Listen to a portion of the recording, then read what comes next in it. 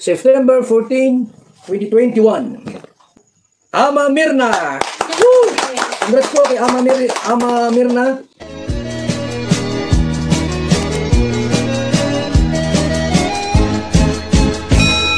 Hala, naharang si Fiancé sa airport. Muntik nang di nakasama sa Palawan. Bukod tangi siya lang ang naharang. Bakit kaya?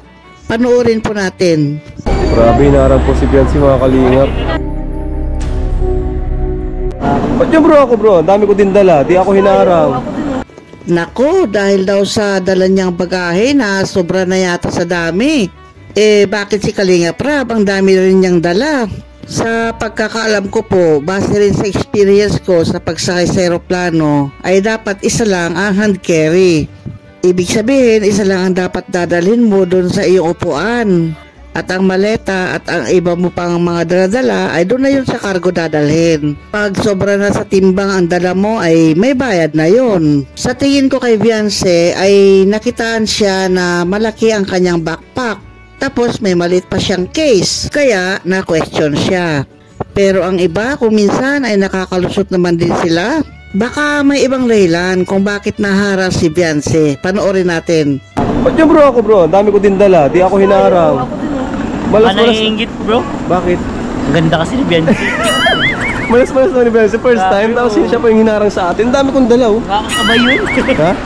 Ayun naman pala nagandaan sila kay Fiancé kaya hinarang si Fiancé. Talaga namang itong si David, oo. Good vibes lagi. Mabuti na lang may tumulong kay Fiancé. Ay kung nagdiretso na kami, naiiwan ka na. Paano ito maiiwan to? Naiiwan to, Jay. Hinarang si... Hindi, lipat na lang natin to. Yung laman nito. Yung laman lang kaya. Nagalis na ba yun? Magdali lang. Ito, lagay mo sa magneeds. Kaya nga, pasok na lang daw to, Eds. Oh, kaya yan. Oh. Kasi may iwan to, Picture, pwede. Yan. Kasama si Kuya Eds. Grabe po mga kalingap, hinarang po si Fiancé. Hinarang si Fiancé. Wait lang po ha, nag-ano lang po. Jay, tanggalin mo muna yung laman.